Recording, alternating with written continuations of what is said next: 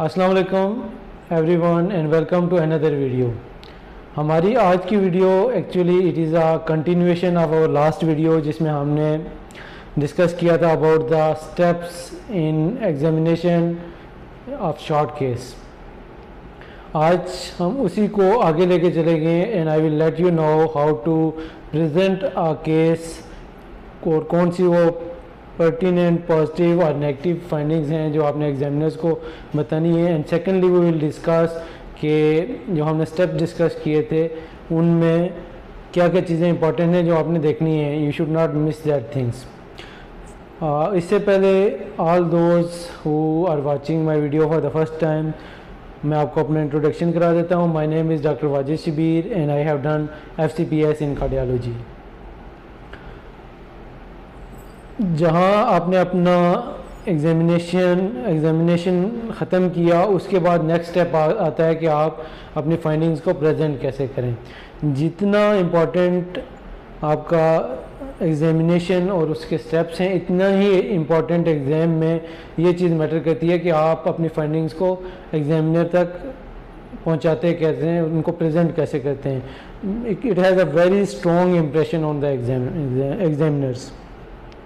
تو آپ سب ظاہر کلینکل پریکٹس کرتے بھی ہوں گے, ایگزام پریکٹس بھی کرتے ہوں گے, ایک دوسرے کو پریزنٹ بھی کرتے ہوں گے. ہوپ فلی آپ میرے سے اچھا پریزنٹ کر لیتے ہوں گے. لیکن ایک میں آپ کو ایز این ایگزامپل اور ایز اے سیمپل ایک آپ کو میں کیس پریزنٹ کر کے بتاؤں گا. Hope fully it will be help full for you. For example میں نے ایک پیشنٹ ایگزامن کیا ہو ہیڈ ایورٹک اسٹینوسس. آپ ایگزامینیشن کے بعد ایگزامینر میں سے پوچھیں گے جی ڈاکٹر صاحب بتائیں اپنا ایگزامینیشن بتائیں, تو اس کو میں اس طرح پریزنٹ کروں گا جیسے میں آپ کو بتاتا ہوں. Thank you for asking me to examine this patient who is lying in apparently comfortably in the bed without any respiratory distress with cannula in the right arm. There are no visible veins, pulsations or scar marks. The apex beat is located in 5th intercostal space 7 cm from mid-sternal line. It is heaving in character. There is no palpable thrill or parasternal heave. The first heart sound is normal in intensity. The aortic component of second heart sound is soft. There are no added sounds. There are no third or fourth heart sound. And there is an ejection systolic murmur 3/6 in intensity which is heard all over the precordium with maximum intensity at right upper sternal border. It radiates to bilateral carotids. There is no clubbing, no cyanosis. The pulse rate is 80 beats per minute. It is bilateral equal and it is regular and slow rising character. The blood pressure is 120/90 with a narrow pulse pressure. The JVP is not raised. There are no signs of pulmonary hypertension or pulmonary congestion along with no signs of infective endocarditis. تو یہ ایک سے 1.5 minute میں اس طرح سے آپ نے اپنی ایگزامینیشن فائنڈنگز کو پریزنٹ کرنا ہے. اس میں کچھ تو آپ کی پازیٹیو فائنڈنگز ہیں اور there are certain pertinent negative finding جو کہ آپ نے اپنا کیس پریزنٹ کرتے ہوئے مینشن کرنا ہوگا. تو اسی طرح کا ایک آپ اپنے پاس آپ اسے بہتر بھی ٹیمپلیٹ بنا سکتے ہیں. ایک ٹیمپلیٹ بنا لیں اور جو بھی ویلولر لیجن ہے اس کو اس طرح سے پریزنٹ کریں. بعض اوقات یہ بھی کچھ لوگ ایسے پریزنٹ کرتے ہیں کہ آن انسپیکشن دیر واز نو. تو میرا خیال ہے کہ بار بار انسپیکشن یا پیلپیشن کہنے کی ضرورت نہیں ہے. جسٹ آپ شروع کریں انسپیکشن سے فائنڈنگ بتانا اور پیریفرل فائنڈنگز پہ جا کے ختم کریں. اور اینڈ پہ یہ ضرور بتائیں کہ واٹ از یور ڈائگنوسس. اس کے لیے آپ کہیں گے کہ based on examination findings my diagnosis is severe ایورٹک اسٹینوسس, severe اور مائلڈ. وہ پھر آپ سے کوشچننگ ہوں گی کہ کیسے آپ کہہ سکتے ہیں کہ سیویئر ہے یا نہیں ہے. تو اگر اس طرح سے آپ نہ لیں تو آپ اچھے طریقے سے اپنا کیس پریزنٹ کر سکتے ہیں. اب سیکنڈلی ہم بات کر لیتے ہیں کہ جو ڈفرینٹ سٹیپس ہیں ایگزامینیشن کے, ان میں ہمیں کیا کیا چیزیں دیکھنی ہوتی ہیں. لاسٹ ویڈیو میں ہم نے آپ کو پریکٹیکلی بتایا تھا کہ بیڈ سائڈ پہ کارڈیو واسکولر ایگزامینیشن میں آپ نے کیا کیا دیکھنا ہوتا ہے. دوبارہ اسٹیپ وائز ہم ریوائز کر لیتے ہیں کہ جب ہم انسپیکشن میں بیڈ اینڈ پہ جائیں گے، پیشنٹ کے فٹ اینڈ پہ جائیں گے، تو ہم نے کہا تھا کہ ہم نے چیسٹ سیمیٹری دیکھنی ہے، یہ دیکھنا ہے کہ کوئی چیسٹ کے موشن میں اب نارملٹی تو نہیں ہے، پیکٹس ایکسکیویٹم تو نہیں ہے، پیجن چیسٹ تو نہیں ہے. اسی طرح جب ہم بیڈ سائڈ پہ پیشنٹ کے رائٹ سائڈ پہ جائیں گے، ہم نے بلز دیکھ لینا ہے، کوئی وینز دیکھ لی ہیں، پلسیشن اسپیشلی اگر آپ کو اپیکس پہ کو پلسیشن نظر آ رہی ہیں تو it could be due to in large L we.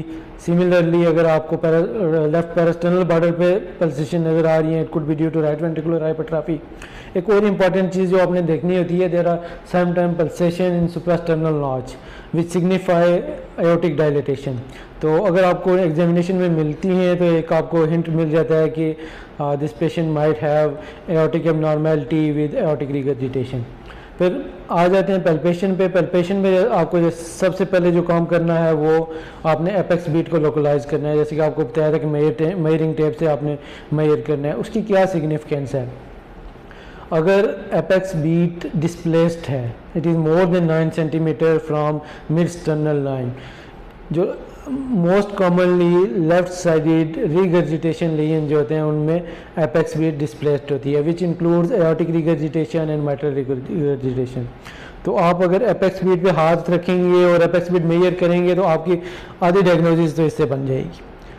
Secondly, apex bat کا کریکٹر بہت امپورٹنٹ ہے. What is the character of apex bat? اس میں 3 کریکٹر ہیں جو آپ نے یاد رکھنے ہیں. ایک تو ٹیپنگ ہوتا ہے. ٹیپنگ اپیکس بیٹ میٹرل سٹینوسس میں آپ کو ملے گی.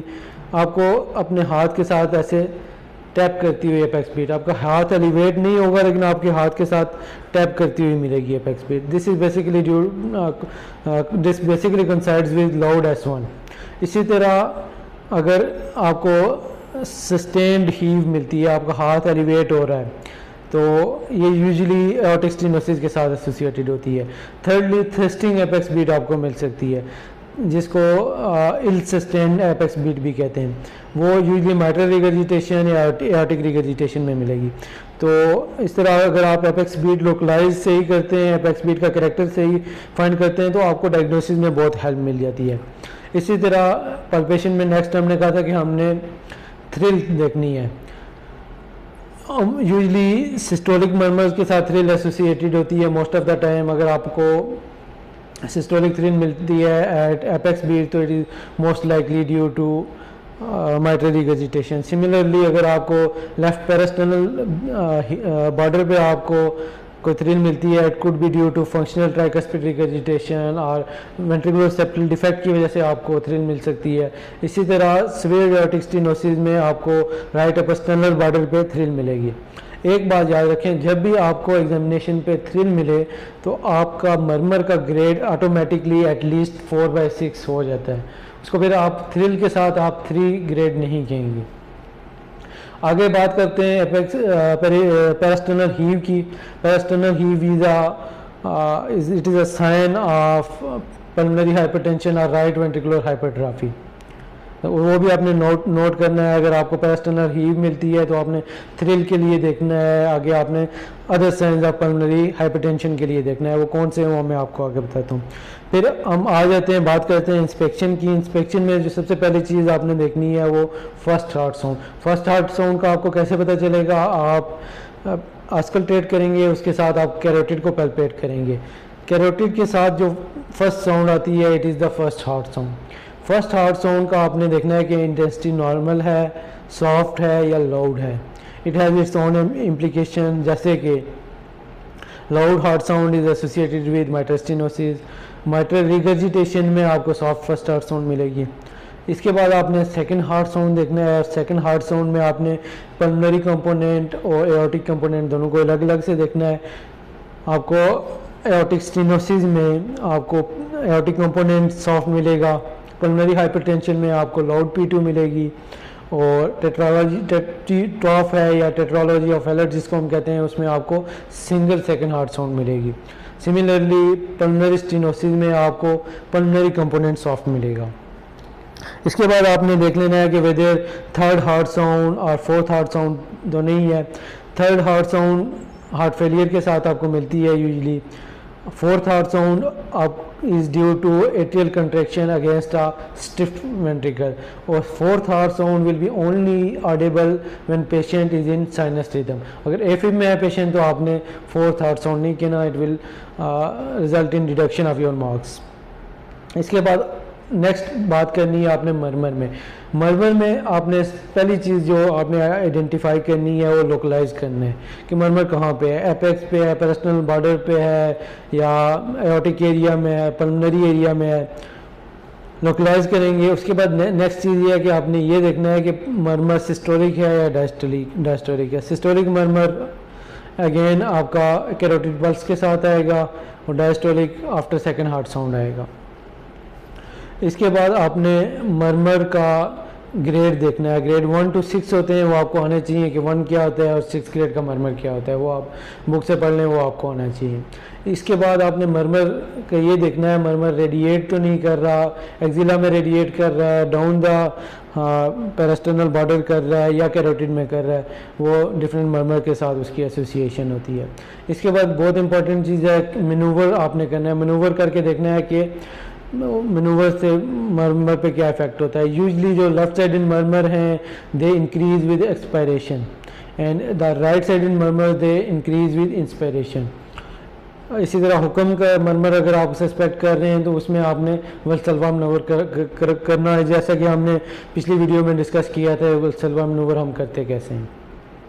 تو یہ مرمر ہوگی. ایک دو پھر ریپیٹ کر دیتا ہوں. مرمر آپ نے اس کی لوکلائزیشن کرنی ہے, مرمر کا گریڈ آپ کو پتہ ہونا چاہیے, مرمر ریڈیشن آپ نے دیکھنی ہے اور وہ آپ نے اپنے ایگزامینیشن فائنڈنگ میں بتانی ہے. اسی طرح مرمر کا مینوورز کے ساتھ کیا ایسوسیشن ہے, وہ ایکسینچویشن ہے یا ڈیکریز ہوتے ہیں, وہ آپ نے بتانا ہے. اس کے بعد آپ نے پیریفرل ایگزامینیشن میں آ جانا ہے. پیریفرل ایگزامینیشن میں آپ جب پیشنٹ کو بٹھاتے ہیں ایورٹک ریگرجیٹیشن مرمر سننے کے لیے تو آپ نے پلمنری ایڈیما دیکھنا ہے. پلمنری ایڈیما اسپیسیفکلی آپ کو لیفٹ سائڈڈ ہارٹ فیلئر کے ساتھ ملے گا, آپ کو ایورٹک اسٹینوسس کے ساتھ ملے گا, مائٹرل اسٹینوسس کے ساتھ ملے گا, مائٹرل ریگرجیٹیشن کے ساتھ ملے گا, اور even in late stages with ایورٹک ریگرجیٹیشن and ایورٹک اسٹینوسس آپ کو پلمنری ایڈیما مل سکتا ہے. بعض اوقات آپ کو پیشنٹ کو مرمر آپ کو سویر مرمر ملتا ہے لیکن آپ کو پلمنری ایڈیما نہیں ملتا, تو اس میں آپ اگر ایگزامنر آپ سے پوچھتے ہیں اس میں آپ کہہ سکتے ہیں کہ پیشنٹ مائٹ بی آن ڈائیوریٹکس. اس کے بعد آپ نے دیکھ لیا فار پلمنری ایڈیما, وہیں پہ آپ بیٹھے بیٹھے سیکرل ایڈیما بھی دیکھ لیں گے. پھر پیریفرل ایگزامینیشن میں جو امپورٹنٹ چیزیں آپ نے دیکھنی ہوتی ہیں وہ پلس کا ریٹ دیکھنا ہوتا ہے, پلس کا ریگولیرٹی دیکھنی ہوتی ہے, ریگولر ہے یا ارریگولر ہے. پلس کا والیوم دیکھنا ہوتا ہے, جیسے کہ لو volume plus is usually in case of ایورٹک اسٹینوسس, high volume یا bonding plus it could be in ایورٹک ریگرجیٹیشن, P D A میں ہو سکتی ہے, سیویئر مائٹرل ریگرجیٹیشن میں آپ کو ہائی والیوم پلس مل سکتی ہے. والیوم کے بعد آپ نے کیریکٹر دیکھنا ہے, جیسے کہ ایورٹک اسٹینوسس میں آپ کو سلو رائزنگ لیٹ پیکنگ پلس ملے گی, اور ایورٹک ریگرجیٹیشن میں آپ کو کولیپسنگ پلس ملے گی. وہ ہم نے آپ کو لاسٹ ویڈیو میں بتایا تھا کہ کولیپسنگ پلس چیک کیسے کرنی ہے. نیکسٹ چیز آپ نے بلڈ پریشر لینا ہے. بلڈ پریشر آپ نے دونوں بازو میں لینا ہے اور کمپیئر کرنا ہے, اور اس میں آپ نے امپورٹنٹ چیز جو نوٹ کرنی ہے وہ پلس پریشر آپ نے دیکھنا ہے. اسٹینوٹک لین میں اسپیشلی ایورٹک اسٹینوسس میں نیرو پلس پریشر ملتا ہے, جبکہ ریگرجیٹیشن میں ایورٹک ریگرجیٹیشن میں آپ کو وائڈ پلس پریشر ملے گا. تو یہ آپ کا ایک پاس ایک انڈائریکٹ سائن ہے فار ویلولر ہارٹ ڈیزیز, اور لین کون سا ہے اس کے لیے. نارمل جو آپ کا پلس پریشر ہے اٹ از بٹوین 40 to 60, اگر 40 سے کم ہے تو نیرو ہے, اگر 60 سے زیادہ ہے تو it is a wide plus pressure. پھر آپ نے جے وی پی کو دیکھنا ہے. جے وی پی کے لیے میں نے آپ کو لاسٹ ویڈیو میں بتایا تھا کہ منوورز کیا کیا کرنے ہیں, تو وہ آپ نے منوورز کرنے ہیں. اگر آپ کو جے وی پی ملتی ہے تو وہ آپ نے میئر کرنی ہے. یہاں پہ اگر آپ نے یاد رکھنا ہے کہ اگر آپ کو پلمنری ہائپر ٹینشن کے باقی سائنز ملتے ہیں, جیسے کہ لاؤڈ P2 ہے یا رائٹ وینٹریکولر ہیو ہے یا فنکشنل TR کا مرمر ہے, تو آپ نے سسٹولک وی ویوز کے لیے دیکھنا ہے ان جے وی پی.